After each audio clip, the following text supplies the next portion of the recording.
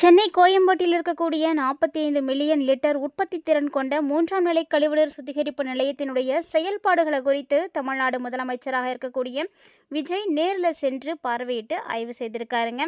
அதை பற்றின டீட்டெயிலை தான் இந்த பதிவில் நம்ம தெளிவாக பார்க்க போகிறோம். கோயம்பேடு மற்றும் கொடுங்கையூரில் செயல்படக்கூடிய சுத்திகரிப்பு நிலையங்கள் மூலமாக நாள் ஒன்றுக்கு மொத்தம் 90 மில்லியன் லிட்டர் கழிவுநீர் உயர்தரத்தில் மறுசுழற்சி செய்யப்பட்டுட்டு இருக்கு. இப்படி சுத்திகரிக்கப்பட்ட மறுசுழற்சி நீர் தொழிற்சாலைகள், கட்டுமான நிறுவனங்கள் மற்றும் கான்கிரீட் தயாரிப்பு பிரிவுகளுக்கு வழங்கப்பட்டதனால தொழிற்சாலைகளுக்கு பயன்பட்ட நன்னீர் இப்போ பொதுமக்களுடைய குடிநீர் தேவைகளுக்கும் பயன்படுத்தப்பட்டு வருதுங்க. இதன் மூலமாக நிலத்தடி நீர்வளம் பாதுகாக்கப்படுவதோடு மட்டும் இல்லாமல் சென்னை மாநகரினுடைய காலநிலை மாற்றத்தை எதிர்கொள்ளக்கூடிய திறனும் அதிகரித்துள்ளதாக சொல்லப்படுது. இந்த சுத்திகரிப்பு நிலையங்களுடைய செயல்பாடுகளானது எப்படி இருக்கு அப்படின்றத தமிழ்நாட்டினுடைய முதலமைச்சராக பொறுப்பேற்ற பிறகு விஜய் அவர்கள் நேற்று ஆய்வு செய்திருக்காருங்க. சென்னை கோயம்பேட்டில் இருக்கக்கூடிய 45 மில்லியன் லிட்டர் உற்பத்தி திறன் கொண்ட 3ஆம் நிலை கழிவுநீர் சுத்திகரிப்பு நிலையம் இதனுடைய செயல்பாடுகளானது எப்படி இருக்குது, இந்த நீர்நிலை கழிவுநீரை மேலாண்மை உறுதி செய்கிறதோடு மட்டும் இல்லாமல் சென்னை மாநகருடைய நீர் பாதுகாப்பை எப்படி மேம்படுத்தணும், சுழற்சி முறையை ஊக்குவிக்கணும் அப்படின்றத பற்றியும் கேட்டு தெரிஞ்சுக்கிட்டாரு. மேலும் இந்த ஆலையானது சுமார் 7 ஆண்டுகளாக செயல்பட்டு இருக்கிறது அப்படின்றதும் குறிப்பிடத்தக்க விஷயங்க. முதலமைச்சர் ஜோசப் விஜய் கோயம்பேடு மற்றும் கொடுங்கையூரில் செயல்படக்கூடிய சுத்திகரிப்பு நிலையத்தினுடைய செயல்பாடுகளை ஆய்வு செய்து முடிச்சிருக்காரு. எதிர்மறை சவ்வூடு பரவல் முறையிலான 3ஆம் நிலை சுத்திகரிப்பு நிலையத்தினுடைய செயல்பாடுகளை அவர் பார்வையிட்டது மட்டும் இல்லாமல் இந்த சுத்திகரிப்பு முறையை இன்னும் எப்படி மேம்படுத்த முடியும் அப்படின்றத குறித்தும், மேலும் இதை எப்படி அதிகமாக உற்பத்தி பண்ண முடியும், அது மாதிரியான உற்பத்தி திறன் குறித்தும் அவர் அதிகாரிகள்கிட்டலாம் கேட்டு தெரிஞ்சுட்டு வந்திருக்காருங்க. ஸோ எதிர்மறை சவ்வூடு பரவல் முறையில் தான் இந்த சுத்திகரிப்பு நிலையம் செயல்பட்டுருக்கு. ஸோ இந்த ஆலயம் பார்த்திங்கன்னா 7 ஆண்டுகளாக சுமார் ரொம்ப வெற்றிகரமாக செயல்பட்டுட்டு வருது.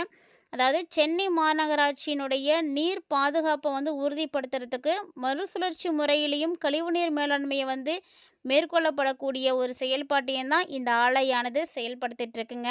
ஸோ இதை தான் முதலமைச்சர் நேற்று போய் ஆய்வு செய்து பார்த்துட்டு வந்திருக்காரு. அது மட்டும் இல்லாமல் இவர் இப்படி ஆய்வு செய்ய போன போது அந்த இடத்துல பார்த்திங்கன்னா நல்ல பலத்த மழை பெஞ்சிட்டு இருந்திருக்குங்க. ஸோ நிறைய மழை பெஞ்சிட்டு இருக்கக்கூடிய நிலையில் இந்த கொற்ற மழையை கூட பொருட்படுத்திக்காமல் அந்த இடத்துல முதலமைச்சர் அவர்கள் வந்திருக்காரு. அவரை பார்க்கணும் அப்படின்ற ஆர்வத்தில் மேம்பாலத்துக்கு அடியிலையும் சுற்றி இருக்கக்கூடிய பகுதிகளிலையும் மக்கள் பார்த்திங்கன்னா திரண்டு காத்துட்டு இருந்திருக்காங்க.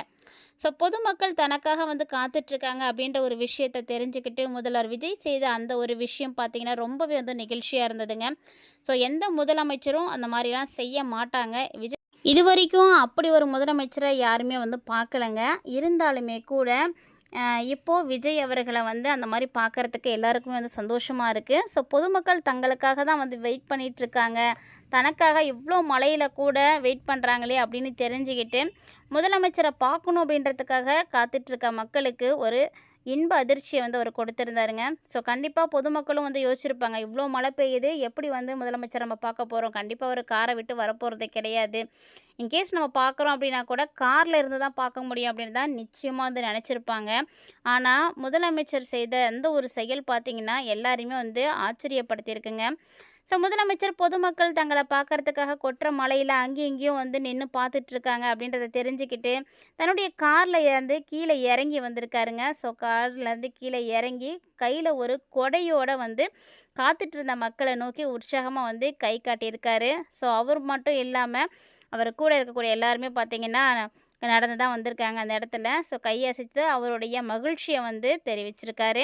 ஸோ இதை பார்த்தா மக்களும் ரொம்பவே சந்தோஷப்பட்டிருக்காங்க. ஸோ மக்களை பார்த்ததில் விஜய் அவர்களுக்கும் ரொம்பவே மகிழ்ச்சி.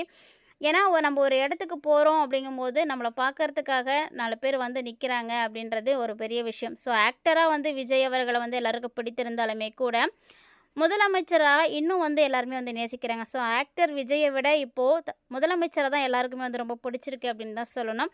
ஸோ அந்த அளவுக்கு அவருடைய செயல்பாடுகளானது இந்த தமிழகத்தில் இப்போ செயல்பட்டுருக்கு. மேகதாது அணை பிரச்சனைக்காக கூட ஆகஸ்ட் 3ஆம் தேதி டெல்லி போக போகிறாரு. இதெல்லாம் பார்க்குறதுக்கு எல்லாருக்குமே ரொம்ப சந்தோஷமாக இருக்குது. ஸோ தமிழக மக்களுக்காக, தமிழ்நாட்டுக்காக நிறைய விஷயங்களை செய்துட்ருக்காரு.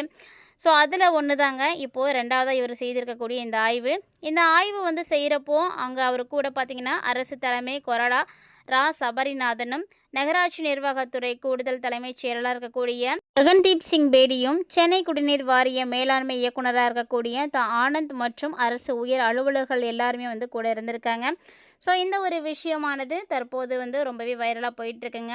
முதலமைச்சர் அவர்கள் எதிர்வரக்கூடிய நாட்களில், அதாவது பருவகால மழைக்கு வந்து எப்படி வந்து பாதுகாப்பு வந்து பண்ணணும் அப்படின்றத குறித்தும் ஆய்வு பண்ணிகிட்ருக்காரு. அதே மாதிரி சென்னையை பொறுத்த வரைக்கும் எப்போதுமே வந்து நீர் பற்றாக்குறை அப்படின்றது ஏற்பட்டுகிட்டே தான் இருக்கும். ஸோ அந்த நீர் பிரச்சனையை எப்படியாவது வந்து தீர்க்கணும் அப்படின்றதுக்காக இந்த ஸ்டெப்ஸ் எல்லாமே பண்ணிகிட்ருக்காரு.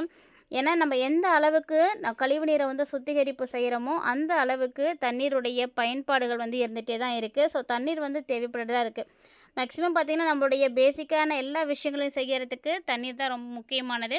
அப்படிப்பட்ட தண்ணீரை நம்ம எப்படி வந்து சுத்திகரிப்பு செய்து எல்லா இடங்களுக்கும் வந்து கொடுக்கறது? ஏன்னா நிறைய ஃபேக்ட்ரிஸ் வந்து செயல்பட்டுட்டு இருக்காங்க. அந்த இடங்களுக்கு எல்லாத்துக்குமே நம்ம இந்த சுத்திகரிக்கப்பட்ட நீரை தான் வந்து கொடுத்துட்ருக்கோம். ஸோ இப்போது இன்னும் கூடுதலாக பார்த்திங்கன்னா இன்னும் அட்வான்ஸ்டாக இன்னும் என்ன மாதிரி இன்னும் சுத்தப்படுத்தி அந்த நன்னீரை வந்து மக்களுடைய தேவைகளுக்கு வந்து பயன்படுத்த முடியும் அப்படின்றத பற்றி தான் இந்த ஆய்வானது இருந்திருக்கு. ஏன்னா மறுசுழற்சி நீர் அப்படின்றது தொழிற்சாலைகள், கட்டுமான நிறுவனங்கள், கான்கிரீட் தயாரிப்பு பிரிவுகளுக்கு வந்து கொடுக்கப்பட்டு இருக்கக்கூடிய நிலையில் இப்போது அந்த தொழிற்சாலைகளுக்கு பயன்பட்ட நீர் பொதுமக்களுடைய குடிநீர் தேவைகளுக்கும் வந்து பயன்படுத்தப்பட்டு இருக்குங்க. ஏன்னா அந்த நீரை வந்து இன்னும் வந்து என்ன மாதிரிலாம் சுத்திகரிப்பு பண்ணலாம், இன்னும் அட்வான்ஸ்டாக என்ன மாதிரி பண்ண முடியும், அதிகாரிகள்கிட்ட என்ன மாதிரியான ஐடியா இருக்குது அப்படின்றத பற்றியும், எதெல்லாம் செஞ்சால் இன்னும் வந்து இந்த நீரை வந்து சுத்தப்படுத்த முடியும் அப்படின்றத பற்றியும் தான் விஜய் அவர்கள் வந்து இந்த ஆய்வில் வந்து தெரிஞ்சிட்டு வந்திருக்காரு. ஸோ இதை பற்றி கண்டிப்பாக அவர் கூட இருக்கக்கூடிய அலுவலர்கள், அதிகாரிகள் இவங்க எல்லாருக்கிட்டையுமே வந்து பேசிட்டு இன்னும் வந்து அதுக்கான அடுத்த ஸ்டெப்பை வந்து எடுத்து வைப்பார் அப்படின்ற நம்பிக்கை இருக்குது. ஸோ இனி வரக்கூடிய நாட்களில் சென்னை சார்ந்த பெருநகரங்களில் பார்த்திங்கன்னா கண்டிப்பாக வந்து நீருக்கு வந்து எந்த பிரச்சனையும் இருக்காது. நீர் பற்றாக்குறை வந்து தீர்க்கணும் அப்படின்றதுக்காக இவர் செயல்படுத்தக்கூடிய இந்த விஷயங்கள் எல்லாருமாலையும் வரவேற்கப்படக்கூடிய வகையில் இருக்குது. ஸோ குறிப்பாக அதுவும் பொதுமக்களால் ரொம்பவே வந்து வரவேற்கப்படுதுங்க. ஸோ இவருடைய சேவை தொடர்ந்து வந்து தமிழ்நாட்டுக்கு தேவை அப்படின்னு யாரெல்லாம் நினைக்கிறீங்களோ மறக்காமல் கமெண்ட் பாக்ஸில் உங்களுடைய தனிப்பட்ட கருத்துக்களை மட்டும் பதிவு செய்யுங்க. ஏன்னா எல்லாருக்கும் வந்து ஒவ்வொரு விதமான கருத்துக்கள் இருக்கும். ஸோ என்ன மாதிரி விஜய் செயல்பட்டால் இன்னும் தமிழ்நாட்டை வந்து நம்ம சிறப்பான ஒரு மாநிலமாக வந்து மாற்ற முடியும் அப்படின்னு நீங்கள் எதிர்பார்க்குறீங்க அப்படின்ற உங்களுடைய எதிர்பார்ப்புகளையும் நீங்கள் வந்து பதிவிடலாம். தமிழ்நாட்டினுடைய முதலமைச்சருடைய ஆக்ஷன் யாருக்கெல்லாம் பிடிச்சிருக்கோ மறக்காமல் வீடியோக்கு ஒரு லைக் பண்ணிக்கோங்க.